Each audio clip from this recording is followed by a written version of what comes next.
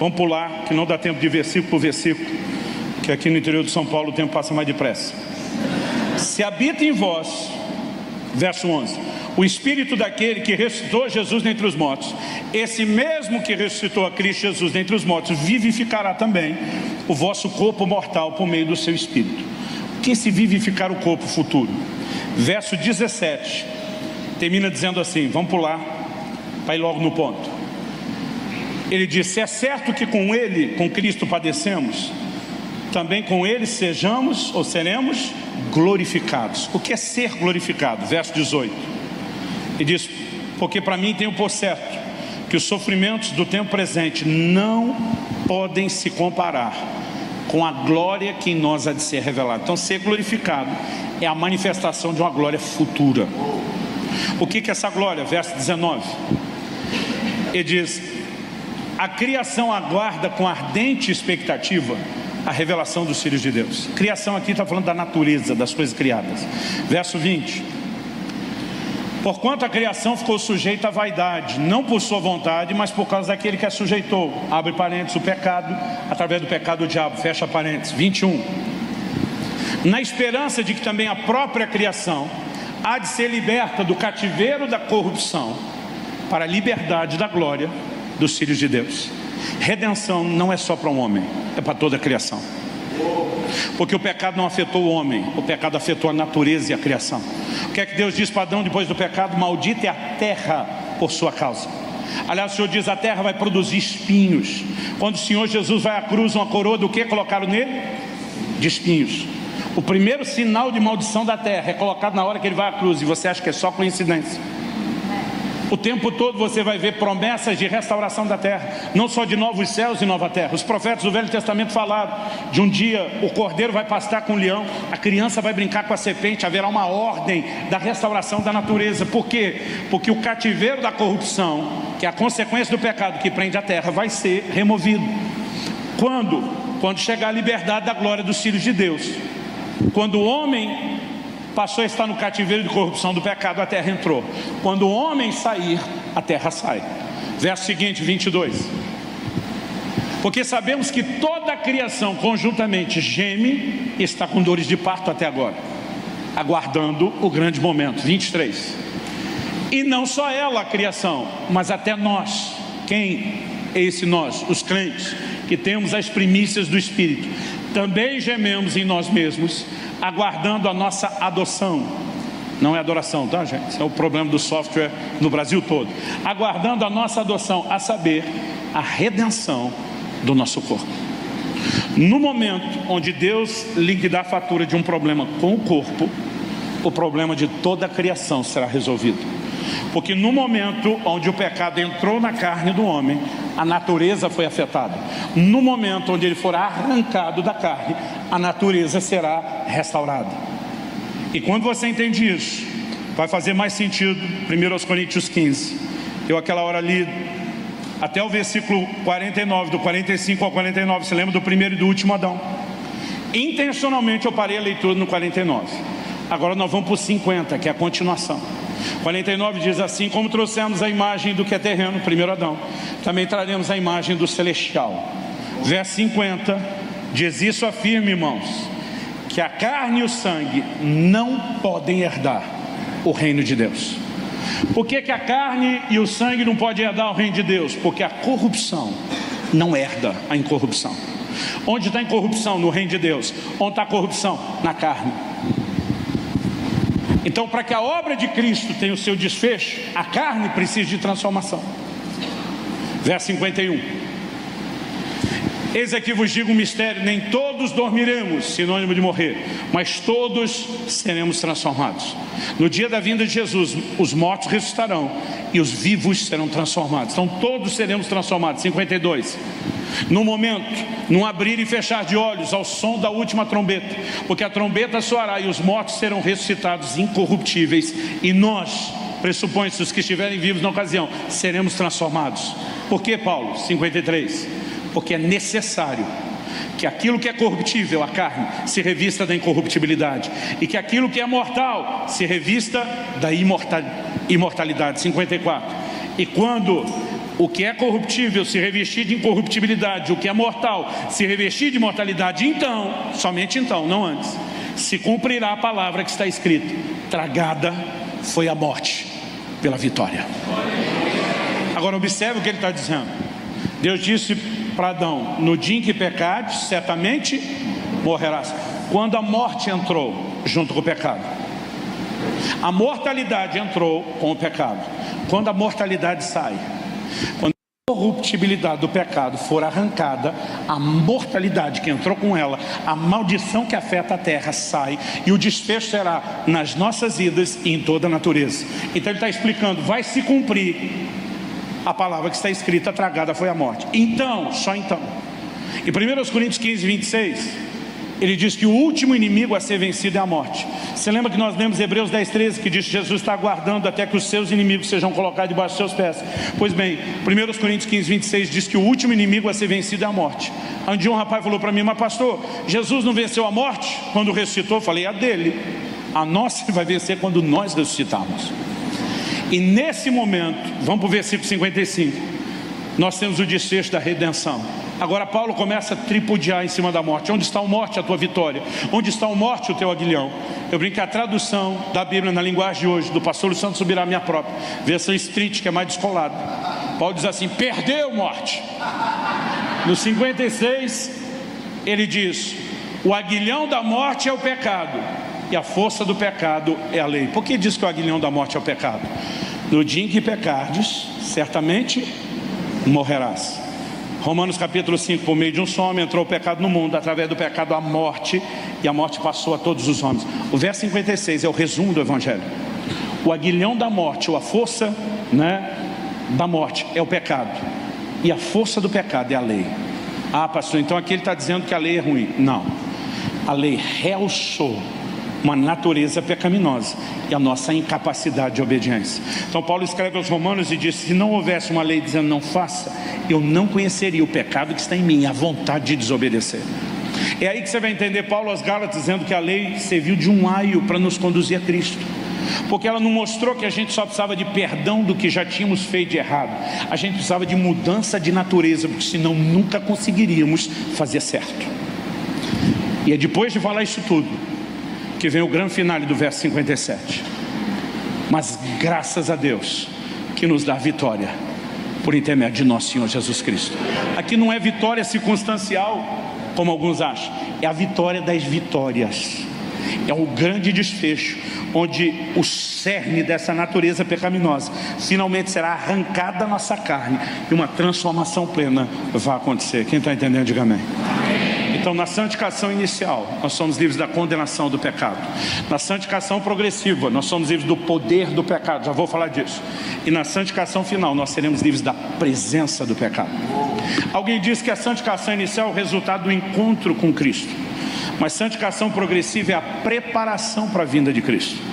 1 Tessalonicenses 5:23 diz: e o Deus da paz vos santifique completamente. Ele diz: e o vosso espírito e alma e corpo sejam guardados irrepreensíveis para a vinda de nosso Senhor. Mas a santificação final, ela se dá na vinda de Cristo. Quem está entendendo, diga amém. Então, feita essa pequena introdução, compre pelo link na descrição desse vídeo.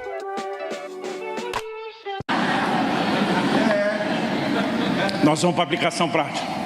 Deixa eu explicar para não te assustar, porque eu sempre faço esse charme na hora que eu vou beber água. É a introdução ao livro que você ganhou. Nós resumimos aqui os primeiros 5 de 20 capítulos, mas não é a introdução à noite. Aqui nós já estamos com pelo menos 80% rodado. Você tem mais uns minutinhos? Eu gosto de gente prática. Um dia um rapaz chegou para mim e ouviu falar disso, falou: pastor, vamos resumir a coisa. Santificação inicial já aconteceu o dia que eu me converti, certo? Falei: certo. Santificação final só acontece quando Jesus voltar, certo? Falei: certo. Ele falou: basicamente, o que sobrou para eu me preocupar então é santificação progressiva. Falei: por aí. Ele olhou para mim e falou: resuma santificação progressiva. Falei: tudo que eu falei até agora era só um resumo. Ele falou: não. O resumo da resenha do resumo. Ele disse: o senhor resumiu santificação inicial com uma palavra. O Senhor disse que é conversão. O Senhor resumiu santificação final com uma palavra, é glorificação. E diz, me dê uma palavra para resumir santificação progressiva. Eu falei, amigo, está difícil. A Bíblia diz que o Espírito nos transforma de glória em glória na imagem do Senhor. Santificação progressiva é essa transformação progressiva na imagem de Jesus, como vimos. Ele falou, pastor, o senhor consegue uma palavra? Eu pensei. Falei, pode ser uma palavra composta? Ele falou, vou te abrir uma exceção. Eu falei para ele, domínio próprio. Talvez nenhuma outra palavra resuma tanto o dilema de natureza que só será resolvido aqui. Antes da santificação inicial, a velha te governava. Na final, a velha desapareceu. Então, antes da inicial, você só tinha uma natureza velha. Depois da final, você só tem uma natureza nova. O único momento onde o pau está quebrando entre as duas é nesse terreno da santificação progressiva. O que é domínio próprio? Gênesis 4:7, Deus tem uma conversa com Caim, quando ele está planejando matar seu irmão Abel. O texto diz assim, o Senhor fala para Caim assim, o pecado jaz à tua porta. Porta quer dizer, está doido para entrar. O Senhor diz para ele assim, e o seu desejo será contra ti. O pecado sempre se manifesta pelo desejo, daqui a pouco eu volto nisso. Aí o Senhor diz para ele assim, mas a ti cumpre dominá-lo. Dominar o desejo, através do qual o pecado quer entrar. Deus diz para Caim, é sua responsabilidade. Ah, pastor, isso era o Antigo Testamento, vamos para o Novo. 1 Coríntios 9:27, Paulo diz, eu esmurro o meu corpo e o reduzo à escravidão, para que depois de ter pregado eu não venha a ser desqualificado. Em cima dessa frase, esmurrar o corpo, que ao longo dos séculos surgiu uma prática muito conhecida, principalmente na igreja romana, por autoflagelação. Você já deve no mínimo ter visto uma cena em filmes da era medieval, alguém tirando suas vestes, pegando um chicote, batendo em si mesmo. A pergunta é, Paulo mandou bater na carne de forma literal? Não creio. Porque no texto ele fala duas coisas, eu esmurro meu corpo e o reduzo à escravidão. Se bater no corpo é literal, reduzir a escravidão também tem que ser.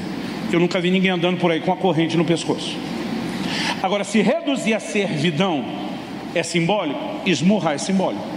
Ou os dois são literais, ou os dois são simbólicos, que não pode ser um literal, outro simbólico. Segundo, vamos deixar o Paulo que falou sobre esmurrar o corpo explicar. Colossenses 3:5, ele diz, fazei morrer a vossa natureza terrena. O que é para matar não é o corpo de forma literal. Romanos 12, nós temos um paradoxo. Paulo diz, oferecei os vossos corpos como sacrifício vivo. Porque é um paradoxo, uma aparente contradição. Porque sacrificar significa matar. Agora, como é que o sacrifício é vivo? Se sacrificou, é morto. Mas você diz que o sacrifício é vivo, não é para matar literal. É para fazer morrer a vontade da carne e não o corpo. Quem está entendendo a diferença, diga amém. O que significa em essência domínio próprio? É que a velha natureza, a carne, ela tem que ser parada. Só que a maioria de nós não tem dificuldade de entender que a carne tem que ser parada. O que a gente não entende é quem para ela. A gente está tentando parar a carne na força da carne. Quem para a carne é a nova natureza. Quem para a carne é um espírito nascido de novo. E a única forma de entendermos esse dilema é se você entender com clareza que o ser humano é um ser composto de partes distintas.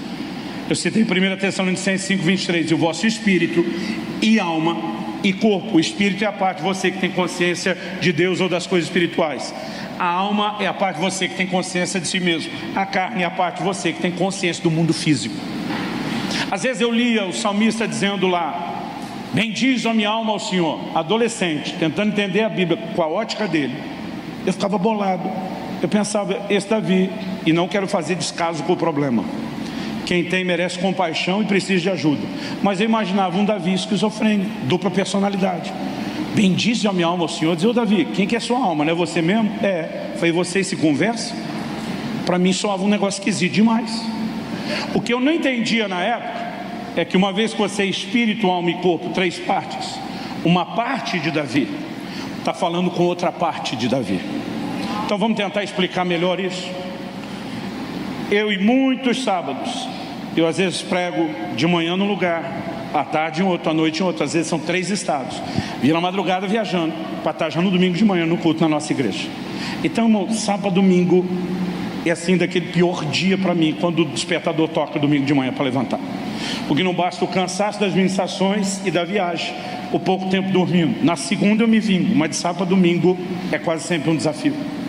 Aí cheguei no final do ano passado, um desses dias que eu tive vários eventos em estado diferente, viajei à madrugada, tinha dormido umas 4 horas no máximo. Quando toca o meu celular com o despertador e eu estendo a mão para desligá-lo, só ter tirado a mão para fora da coberta, meu braço quase congelou. De tanto frio que eu senti no braço, a hora que desliguei o despertador, eu olhei a temperatura, 3 graus. Estava frio. Nessa hora eu descobri um complô da minha carne e da minha alma. A carne dizia: você é louco de sair debaixo dessa coberta? De tirar um pedaço do braço, você não estava aguentando o frio, quer dizer tirar o corpo todo. A alma começa, porque a alma é a sede dos seus sentimentos. Olha o barulhinho de chuva, irmão. Aquele clima cinza, tipo curitibano. A chuva caindo lá de fora. Você olha o barulho de chuva, isso é para ninar a alma de adulto, não é de criança. Vem aquele sentimento, ninguém aguenta seu ritmo, tem que descansar. E eu percebi que tinha um complô entre a carne e a alma, ninguém queria sair da cama. Quando o meu espírito percebeu isso, foi a hora que ele bradou: alto lá! Quem foi que disse vocês mandam alguma coisa aqui? E foi nessa hora que eu tomei a decisão. Bendize a minha alma ao Senhor. Eu estava dizendo: vai sair daqui. Eu falei: carne, você cala a boca, rasteiro, vem todo mundo para a igreja adorar a Deus. Sabe o que significa domínio próprio? Que você não tem que sentir. Você faz as coisas por disciplina. Você está entendendo isso? Outro dia eu falei: bom, por que você foi na igreja?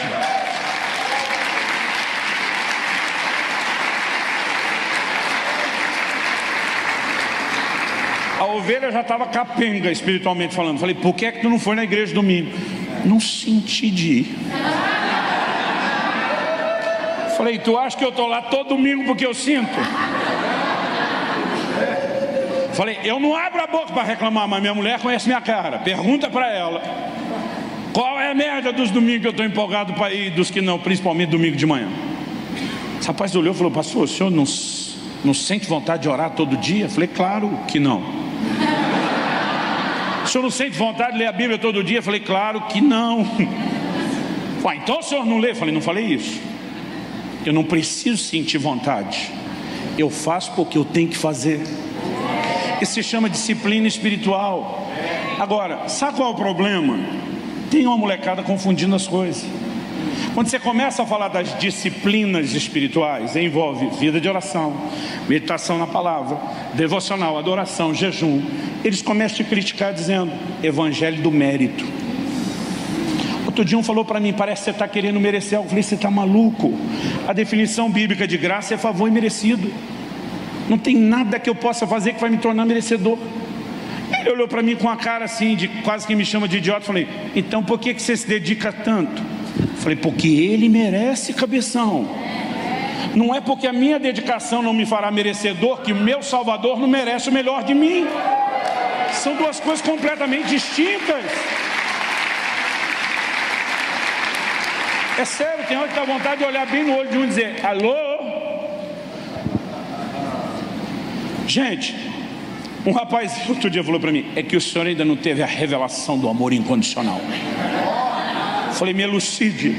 Ele olhou para mim e falou: nada que você fizer de bom vai fazer Deus te amar mais, e nada que você fizer de ruim vai fazer Deus te amar menos. Falei: essa é a grande revelação. Ensinei isso para o meu filho quando ele tinha 11 anos de idade. E não estava nem falando de Deus, estava falando de mim. O menino chegou da escola, não conseguia manter contato visual, baixava os olhos, não conseguia falar, porque a voz, as mãos e as pernas estavam trêmulas. Naquela época do bimestre, que é para trazer boletim escolar para casa. Não precisava de revelação. Falei: por acaso você tem um boletim com nota vermelha aí dentro? Deus te mostrou, pai. Falei: não, criatura, você mesmo. A psicologia chama isso de linguagem corporal, não tem revelação aqui não. Mas eu tentava conversar com Israel, eu não conseguia. Estava com medo de mim. Eu falei: para tudo, piá. Eu falei, olha para mim, olha no meu olho. Ele olhava, abaixava e dizia, olha e fica aqui, segura aqui. A hora que ele conseguiu segurar o olho, eu falei, eu amo você. Ele falou, eu sei. Eu falei, você sabe, mas não entende. Eu falei, um dia talvez você vai entender, mas preste atenção que eu vou tentar te explicar. Eu falei para ele, eu não te amo pela sua performance. Eu não te amo pelo que você faz. Eu te amo pelo que você é. Você é meu filho, Piá. Acabou. Olha eu copiar de novo. São Paulo, mente paulista. Eu falei, eu te amo, guri. Não, guri é Rio Grande do Sul. Eu te amo, garoto. Menino, como é que é mesmo aqui, gente? Me criei aqui, já não lembro. Eu te amo, menino. Não pelo que você faz. Eu te amo pelo que você é.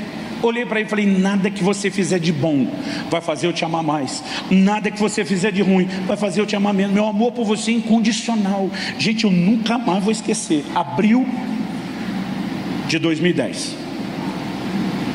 Poxa, já no primeiro bimestre. O boletim escolar. Então foi isso mesmo. Abril de 2010. A cara de desespero que ele estava vai mudando para uma cara de alívio. Mas rápido. Esse negócio está vivo na minha memória. Mas com a mesma velocidade que mudou de cara de desespero para alívio, de alívio foi mudando para uma cara malandra. Ele não precisou verbalizar, eu sabia o que ele estava pensando. Então, se nada que eu fizer de bom faz você me amar mais, e nada que eu fizer de ruim faz me amar menos, por que é que eu vou me preocupar com a conduta ou o comportamento?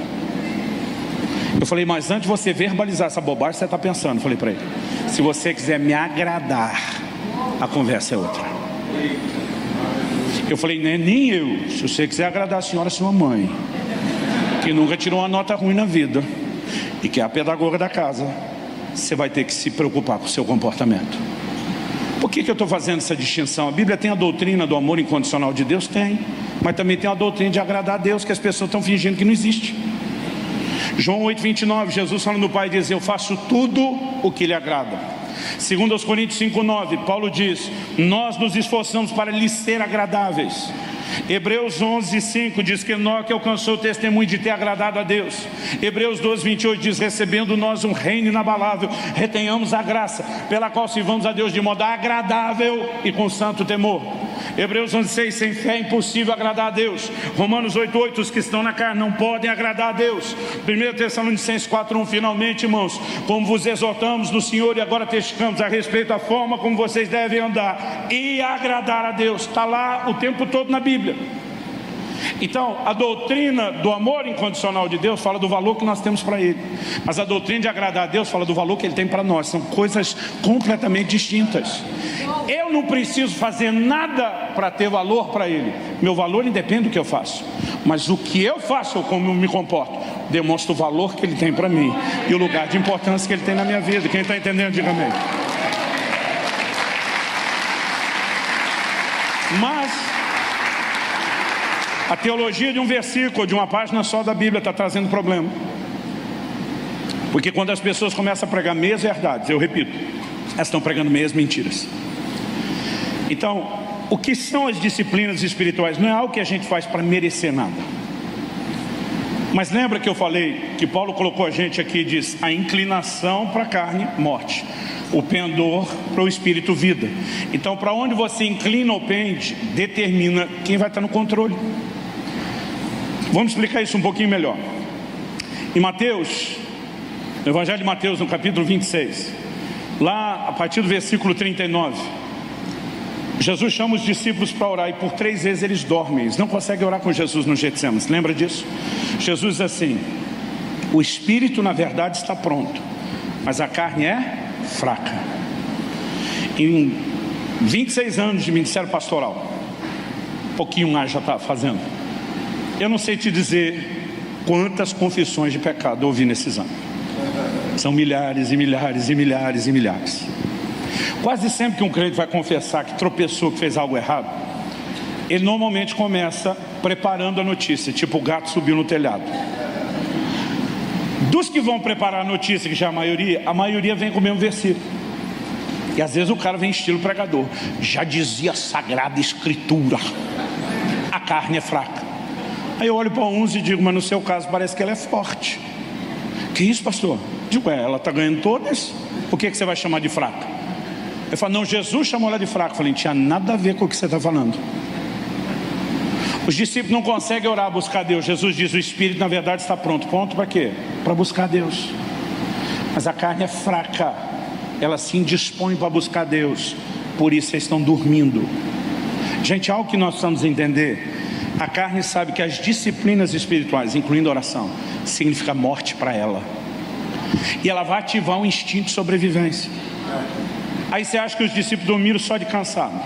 Vamos dar um exemplo aqui. A maioria, se não for todo mundo, a grande maioria aqui, sabe o que é passar não uma, mas algumas noites em claro. Não vou nem falar diante da conversão, as baladas e as festanças. Vamos pensar na diversão do crente. Não vamos nem mexer no passado. É gente que vira à noite assistindo filme ou maratona de seriado, a nova geração jogando videogame. Tem todo tipo de motivo. Gente, eu já virei muita noite trabalhando, viajando, escrevendo, mas não posso dizer que a maioria foi pelo nobre motivo do trabalho. Eu sou desses notívagos, troco a noite pelo dia fácil. Então não importa se é para trabalhar ou para divertir. Já fiz isso várias vezes. Agora, tem gente que é para assistir jogo, luta do outro lado do mundo, de madrugada, não sei. Tem gente que tem todo tipo de gosto. Um dia uma senhora da igreja falou: pastor, eu não posso saber de um velório que eu vou lá passar a noite conversando. É sério, a mulher falou assim: não preciso nem saber quem morreu ou é a família do morto, só achar um lugar para passar a noite conversando. Falei: meu Deus, tem gosto para tudo. Mas o ponto não é esse. O ponto é, a maioria de nós já gastou noites em claro. Aí o pastor Mirko vem anunciar aqui: gente, já tal, nós vamos ter uma vigília de oração. O crente diz: não consigo orar porque eu durmo. Eu tenho vontade de dizer: miserável, por resto tu fica acordado. E na hora de orar tem sono. Tem, ele não está mentindo. Um dia desse encontrei um senhor de uma outra cidade que eu preguei. Ele falou: pastor, sofri por anos de insônia. Ele falou: mas insônia que o senhor não tem noção. Não tinha faixa preta, remédio de faixa preta que me fazia dormir. Até que eu descobri o santo remédio. Eu acho legal quando vocês riram na primeira, porque eu não entendi o santo remédio, não entendi o jogo de palavras na hora. Eu falei: qual é o santo remédio? Ele falou: o santo remédio. Eu falei: continuo não entendendo. Ele falou: pastor, é começar a ler a Bíblia e orar. Durmo que nem uma criancinha. Eu olhei para a esposa dele achando que estava brincando. Ela disse: é verdade. Irmão, vai falar sério, nem faixa preta fazia o abençoado dormir, mas ler a Bíblia e orar faz.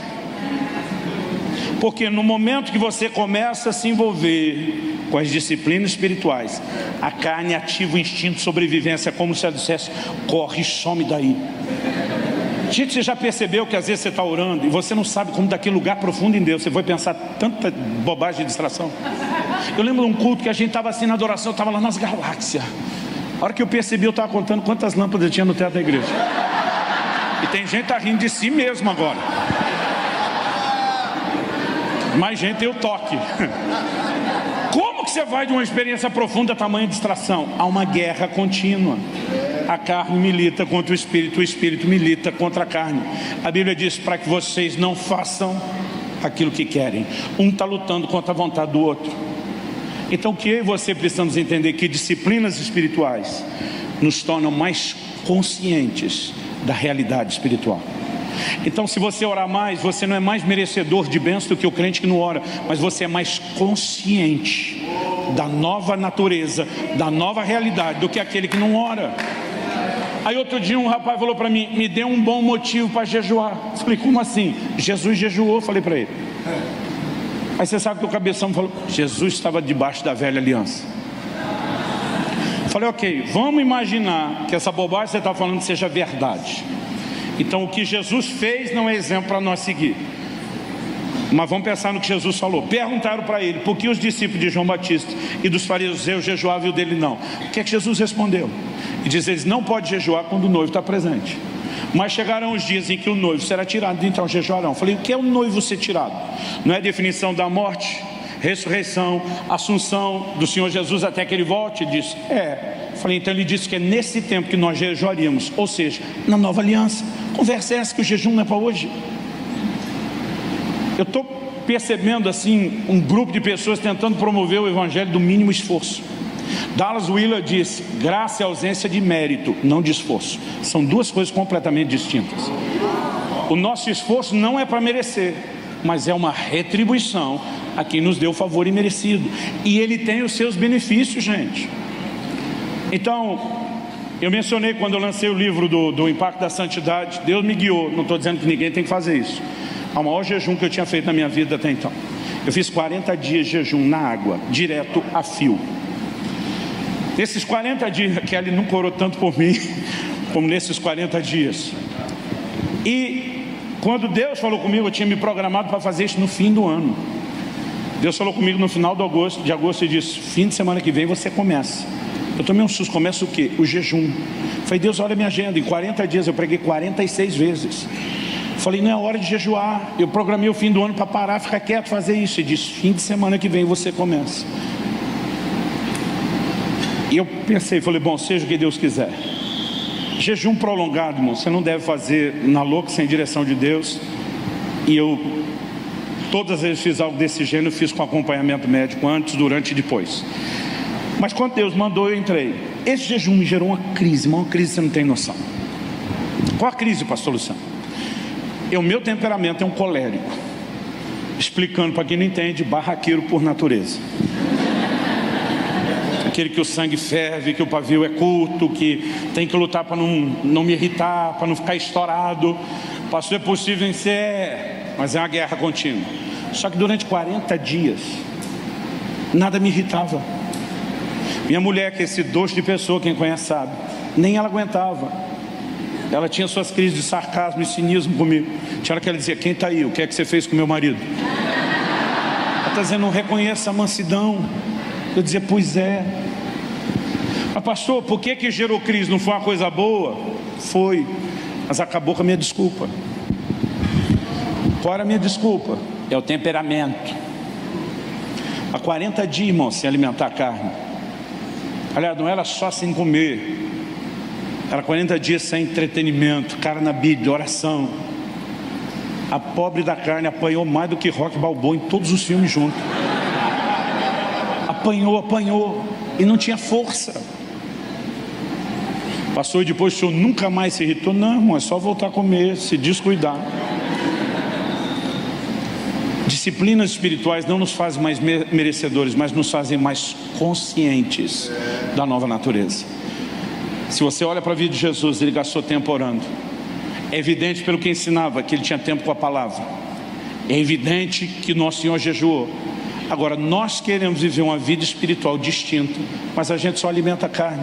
Gente, nós somos uma geração do entretenimento. Quando eu era adolescente, porque trabalhava, estudava, tinha programas familiares de envolvimento com a igreja. A gente, quando conseguia ver um filme por semana, já era assim, esbanjou. Porque não era toda semana que dava para assistir um filme. Mas quando ia, fosse no cinema, ou pegasse na locadora, juntava os amigos, via um filme, para nós era o porre de entretenimento. Hoje as pessoas vêem filme seriado todo dia. A maioria não consegue parar num episódio. A gente vai tomando um porre de entretenimento. Agora, não estou dizendo que você não pode. Eu gosto. Mas olha a descompensação. A maior parte das coisas que nos entretém e nos diverte tem valores contrários aos da palavra de Deus. Aí nós estamos aqui na igreja tentando ensinar os casais a importância da fidelidade à aliança, do casamento monogâmico, a importância de não dar brecha no seu casamento. Mas na diversão nós estamos torcendo para o marido largar a rabugenta da esposa e ficar com a amante. É isso que nos entretém. Aqui a gente ensina a importância de falar a verdade. Lá a gente está se divertindo com a mentira. A gente reúne na igreja, vamos orar por justiça na nação, e a gente está clamando por justiça contra a corrupção. Mas na hora do filme ou do seriado você está torcendo para o ladrão fugir da polícia. E a gente não vai percebendo quão contraditório é alimentar esses desejos da carne o tempo todo, mas não alimentar a nova natureza. Aí o que eu não entendo é que alguns pregadores de graça estão dizendo que se você chamar o povo a alimentar a consciência espiritual é religiosidade, mas tomar um porre das coisas que fortalecem a carne é normal. Aí você olha e diz, e por que tem essa vidinha medíocre espiritual? Que não reflete Jesus. Porque nós não estamos fazendo aquilo que deveríamos. Eu não vim aqui te apontar o dedo. Eu não vim jogar pedra em você. Mas se eu falar para você que eu não tomei 3 horas do seu tempo para tentar chocar você, seria mentira. Falando nisso, está quase acabando. Quem me dá mais 10 minutos? 10, 20, 30, 40. Essa sempre funciona. É velha, mas funciona. Então vamos terminar aqui. Normalmente, as primeiras vezes que eu pegava um voo, o piloto anunciava assim: entramos em procedimento de descida. Você pensa que o aeroporto está ali, ó. Às vezes o voo tem 50 minutos, ele diz que entrou em procedimento de descida aos 25. Porque depois do platô vai começar a descer. Depois de um tempão ele vai dizer: fecha a mesinha à sua frente, aperte seu cinto, ajuste o assento da sua cadeira. Aí você pensa: agora vai. Aí depois disso eles ainda vão passar recolhendo lixo e demora. Mas nós já entramos em procedimento de descida. O que de prático nós precisamos entender quando falamos domínio próprio? Domínio próprio não é só parar a carne. A pergunta é: quem para a carne? Nós falamos, tem que ser a nova natureza. E para isso, a nova natureza tem que ser fortalecida. Tem que haver a consciência que é produzida pelas disciplinas espirituais na presença de Deus. Mas além disso, nós precisamos entender que há uma ajuda do alto para vencer o pecado. E é com isso aqui que nós vamos terminar. Primeira carta de Paulo aos Coríntios, no capítulo 10, no versículo 12, diz: aquele que está em pé, cuide para que não caia. Primeira coisa que você e temos que entender: vida cristã não é só levantar de um tropeço que já cometemos. É possível não cair. Mais do que só levantar de uma queda. É lógico que a Bíblia diz em 1 João 9: se confessarmos os nossos pecados, Ele é fiel e justo para nos perdoar. Não estamos negando que tem perdão para quem pecou.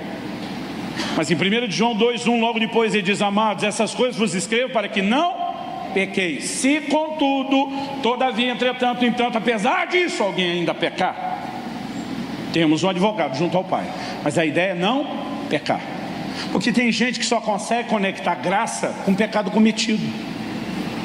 Outro dia eu estava falando de não pecar. Aí o camarada chegou para mim e falou assim: o senhor nunca leu lá na Bíblia que onde abundou o pecado, superabundou a graça? Eu falei: li, mas parece que você não leu o que vem depois. Paulo pergunta: então nós vamos pecar mais para ter mais graça? Ele diz: claro que não. Porque uma coisa é a graça que veio nos buscar quando a gente já estava caído. Nessa fase ela não tem outra coisa a fazer, não ser nos levantar. Mas depois que nos levantou, essa graça que nos levantou nos ensina um comportamento diferente. O texto do Novo Testamento que mais retrata a graça em vez da lei é quando a mulher é pega em flagrante adultério. De acordo com a lei de Moisés, ela tinha que ser apedrejada. A turma veio experimentar Jesus: e aí, Moisés mandou apedrejar, o que o senhor diz? Ele vira para a galera e diz: quem está sem pecado começa. A Bíblia diz dos mais velhos para os mais novos. A turma foi tudo vazando. A Bíblia fala de Jesus escrevendo no chão, na areia. A Bíblia não diz o que ele escreveu, mas eu imagino, com a minha imaginação santificada pelo Espírito Santo, ele escrevendo discórdia, e alguns estão olhando, ira, raiva, maledicência, quase como quem diz: hashtag fica a dica. Provavelmente ele não escreveu adultério, mas o resto, a turma foi sendo, sobrou só Jesus. Jesus tinha pecado? Não. Jesus podia apedrejá-la? Pela lei de Moisés, sim. Ele olha para essa mulher, e aqui nós vemos graça, e diz: nem eu te condeno. Eu poderia, eu escolho te perdoar. Aí sim passou essa graça. Não terminou. Aí Jesus diz: vai e não peques mais. Porque a mesma graça que não te condena pelo pecado já cometido te ensina a não pecar mais. Tito capítulo 2, de 11 a 13, em 3 versículos, Paulo fala de santificação inicial, progressiva e final.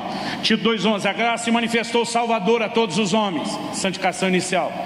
Removeu a condenação do pecado. Depois diz assim: ensinando-nos que a mesma graça que salva ensina. O que ela ensina?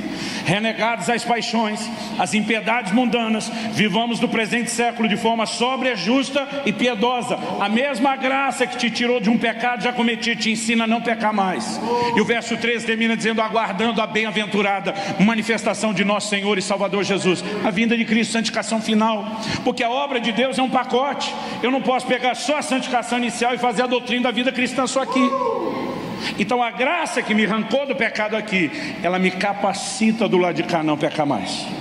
Então o que o texto diz, projeta lá por favor, 1 Coríntios 10:12. Aquele que está em pé, cuide para que não caia. Logo depois de fazer essa declaração, ele diz, verso 13: não vos sobreveio nenhuma tentação, senão humana. Diga comigo: tentação humana.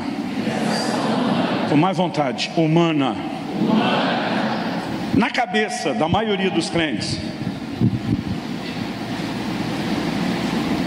pelo menos com aqueles que eu tenho conversado, entrevistado aí em quase 30 anos de ministério, 26 só de pastorado, na cabeça da maioria dos crentes, tentação parece uma coisa infernal, sobrenatural, diabólica, maligna, logo conclui-se imparável. Um dia eu perguntei para um: como é que tu fez uma besteira dessa?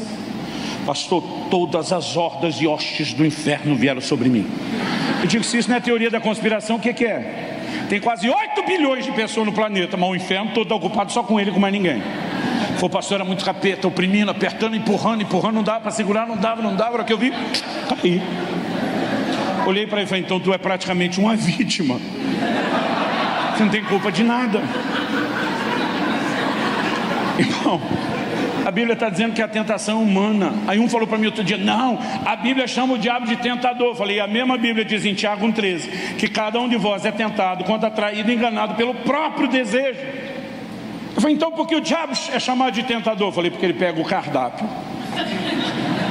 e bota debaixo do seu nariz.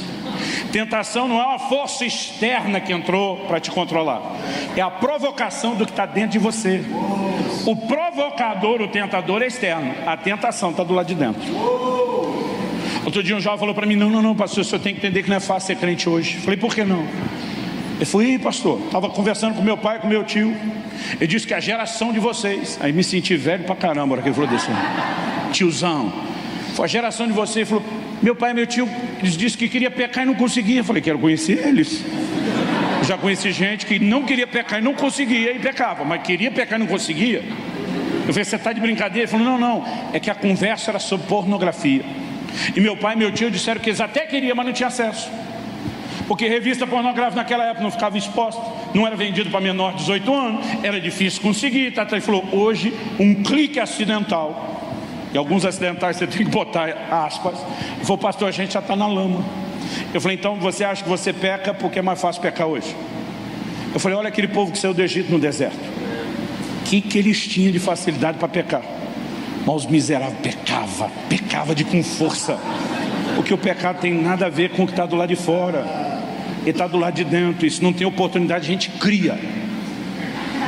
A Bíblia está dizendo que não veio tentação que não fosse humana. Agora preste atenção: mas fiel é Deus, o qual não deixará que sejais tentados acima do que podeis resistir. Não haverá tentação maior do que a nossa capacidade de dizer não. E se só parasse aqui já era uma boa notícia, mas fica melhor. Antes, outra tradução diz: pelo contrário, juntamente com a tentação, Ele dará o escape. Outra versão diz o livramento, o meio de saída, para que a possais suportar. Então tem crente que, eu costumo dizer, um entendimento errado te leva a uma fé errada te leva ao lugar ou ao resultado errado. Mas o entendimento correto vai te levar a uma fé correta, que vai te levar para o lugar ou ao resultado correto. Tem crente com entendimento e fé errada, ele acha que a tentação é sobrenatural. O que se conclui: se a tentação é sobrenatural e a forma de lutar contra ela é natural, eu não tenho como ganhar. Agora o que a Bíblia está dizendo é o contrário: tentação é natural. E deixa eu te dizer o que é sobrenatural, crente. Sobrenatural é o meio de saída, sobrenatural é o escape, sobrenatural é o livramento. É possível viver uma vida onde eu e você subjugamos o pecado em vez de ser subjugado por ele. Judas 24, aquele que é poderoso para nos guardar de tropeçar, não só levantar depois do tropeço. Então o que nós precisamos entender, que a graça é a maior força capacitadora para viver santidade. Deus não espera que você lute contra a carne na força da carne. Ele não apenas espera que você lute contra a carne na força do Espírito, a nova natureza, mas que você entenda a capacitação da graça de Deus. Hebreus capítulo 4, no versículo 14, chama Jesus de o nosso sumo sacerdote. No versículo 15, projeta aí por favor, Hebreus 4,15. Nós nunca estivemos tão perto do fim como agora. Porque não temos um sumo sacerdote que não possa compadecer-se das nossas fraquezas, porém um que, como nós, em tudo foi tentado, mas sem pecado. Depois de no 14 chamar Jesus de o sumo sacerdote, o 15 retrata quem é o sumo sacerdote: alguém que se compadece de nós. Por que ele tem compaixão de mim e de você? Por causa das nossas fraquezas. Por quê? Porque ele mesmo sentiu na pele o que é ser tentado. Ele é um sumo sacerdote cheio de compaixão. Mas o texto não diz só que ele entende a minha e a sua tentação e tem compaixão de nós. O texto diz, mas sem pecado. Significa que ele entende não só o que é ser tentado, mas ele entende o que é vencer a tentação. Isso é importantíssimo antes da gente ler o versículo seguinte. Por quê? Porque tem gente tentando definir graça de uma forma absurda. Agora, hoje em dia, estão tentando retratar um Jesus que é tão compreensivo, que ele anda dizendo por aí que no nosso lugar ele também pecaria. A Bíblia está dizendo sem pecado, que ele não pecou. Gente, isso não é mais equívoco doutrinário. Isso não é só heresia, isso é blasfêmia. Mas esse é o tipo de bobagem que está chegando no ouvido dos nossos adolescentes. Que o entendimento de graça é tudo bem se não der certo. Não, a Bíblia está dizendo que ele entende o que é ser tentado, mas ele entende o que é vencer. E o que ele faz com esse poder de entender o que é vencer? Verso seguinte: cheguemos, pois, confiadamente ao trono da graça. Outro paradoxo, porque trono na Bíblia e na história fala de juízo. Trono era uma cadeira especial, reservada a quem? Reis e governantes. Quando eles usavam ela? Não era para comer o almoço ou a janta. As audiências públicas, para julgamento. Então ele se assenta naquilo, porque desde os povos antigos, a pessoa que ia julgar ficava sentada para mostrar que tinha autoridade. Quem ia ser julgado ficava de pé. Se você ler Êxodo 18, Jetro, o sogro de Moisés, fala para ele: você ficar sentado o dia inteiro e o povo de pé. Eu, sem entender esse aspecto cultural, achava que o sogro de Moisés estava chamando ele de folgado, né? Tu sentado, o povo de pé. Ele está dizendo: ei, você está julgando sozinho. Agora, a Bíblia diz que esse trono não é um trono de julgamento, é o trono da graça. Você não vem diante desse trono para ser julgado, você vem diante desse trono para ser ajudado, socorrido. Então o que o texto diz: acheguemos-nos confiadamente ao trono da graça, para que recebamos o quê? Misericórdia, achemos graça, a fim de sermos socorridos no momento oportuno. O trono é ajuda. Só que porque a maioria de nós conecta a graça só a pecado cometido, a gente não entende que o tempo oportuno é o quê? O verso anterior está falando da nossa tentação. Aí diz: ele compadece de você, ele entende o que é vencer, então vai buscar a ajuda dele, ele quer te socorrer a tempo. O que é a tempo? Antes de pecar e não só depois. Há uma graça para não pecar, mais do que só ter o perdão depois. Graças a Deus que tem perdão se a gente não conseguiu vencer. Mas o melhor lugar em Deus, querido, muito melhor do que só ser perdoado depois, é viver em vitória sobre o pecado. E a Bíblia nos mostra que é possível viver nesse lugar com a ajuda do alto. Mas qual o nosso problema? A Bíblia diz que eu e você temos que nos chegar com confiança ao trono da graça. Alguns nem têm fé para acreditar que Deus vai socorrê-lo para ele não pecar, e nem se achega ao trono. A gente na prática quer viver como se o trono fosse imóvel, volante, como se ele corresse atrás da gente. Então a gente espera que o trono da graça fique batendo de porta em porta todo dia. Está precisando de graça hoje para não pecar? Hoje não, volta amanhã. E a gente não vai atrás. Eu vou te provar que a gente não vai atrás. Jesus nos ensinou uma oração modelo. Não há reza, mas é um modelo a ser seguido, que nós apelidamos, a Bíblia não chama assim, apelidamos da oração do Pai Nosso. Nessa oração nós sabemos que é um modelo de oração diária, porque Jesus nos ensina a dizer: o pão nosso cada dia nos dê hoje. E amanhã você ora outra vez. E quarta, ora de novo. E quinta, ora outra vez. Então nós estamos falando de uma oração diária. Nesse modelo de oração diária, Jesus nos ensinou a dizer: não nos deixe cair em tentação, mas livra-nos do mal ou do maligno. A maioria dos crentes que eu conheço, pergunto, questiono, entrevisto, não ora para não cair em tentação.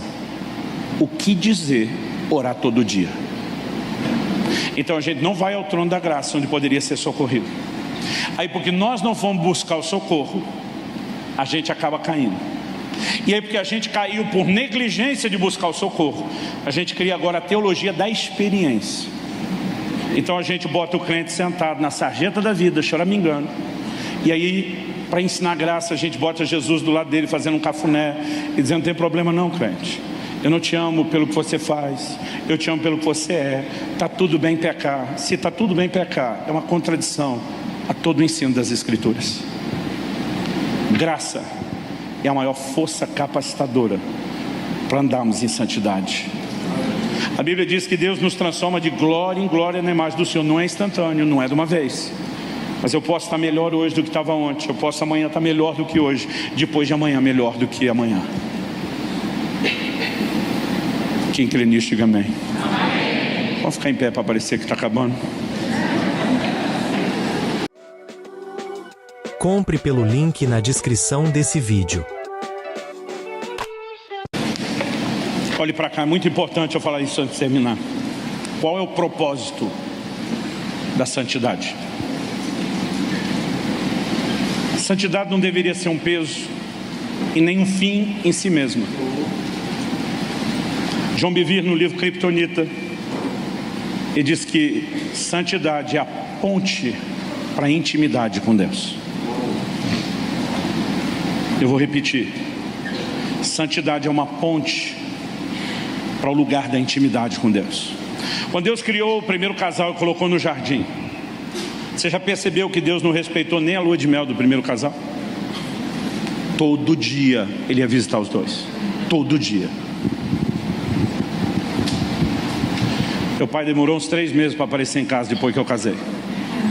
Durante 1 mês eu não falei com meu filho até que ele me ligasse. Porque a gente respeita essas coisas. Deus não respeitou não. Todo dia ele estava no jardim. Ele está dizendo para os dois: vocês podem festar à vontade, mas não vão me deixar de fora. Eu quero ser parte da vida de vocês. Mas quando o homem pecou, qual é a pergunta de Deus para Adão lá no Éden?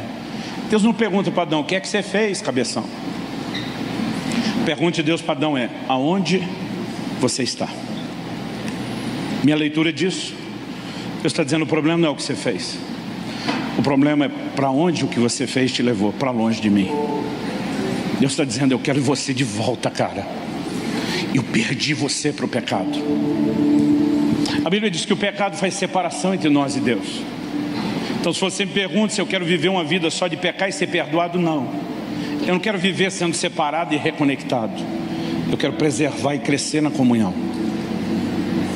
Em João 14, 21, Jesus diz: aquele que tem os meus mandamentos e os guarda, esse é o que me ama. Por que Jesus diz isso? Porque a definição bíblica de pecado em 1 João 3,4 é a transgressão da lei. Então qual é o contraponto do pecado? Se estamos falando de santidade, obediência.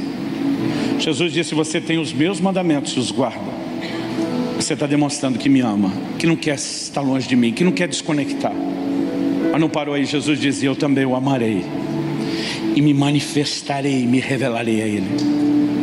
Há um lugar de comunhão tão extraordinário que não pode ser negociado quando a gente brinca com o pecado. Em 2 Coríntios 6,16, Paulo cita um texto do Velho Testamento, aplicando para uma igreja do Novo, e diz que Deus diz assim: habitarei, andarei entre eles, eu serei o seu Deus e eles serão o meu povo. Portanto, não toqueis em coisas impuras, separai-vos, diz o Senhor, e eu vos receberei. Eu serei para vós pai, e vocês serão para mim filhos e filhas, diz o Senhor Todo-Poderoso. Depois de fazer isso tudo, falar isso tudo, Paulo diz em 2 Coríntios 7,1: tendo, portanto, amados, tais promessas. Quais promessas? Dos 3 versículos anteriores, todas promessas de intimidade, de comunhão.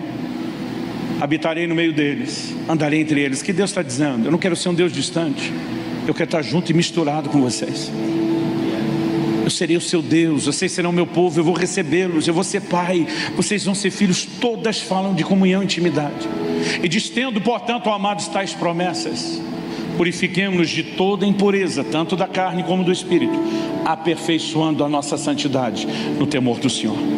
O tempo todo, o tom do Novo Testamento é que santidade não é um fim em si mesmo, é uma ponte para a comunhão e a intimidade com Deus. Mas quando eu e você começamos a descobrir a santidade de Deus, nós vamos descobrir junto a falta de santidade que ainda há em nós. Isaías 6, ele tem uma visão de Deus assentado no seu alto sublime trono, os serafins à volta proclamando: santo, santo, santo. A ênfase, o foco está todo na santidade de Deus. Diante daquela revelação, o profeta Isaías diz: ai de mim, eu vou perecer. Porque quando nós entendemos melhor a santidade de Deus, nós começamos a entender a falta da nossa.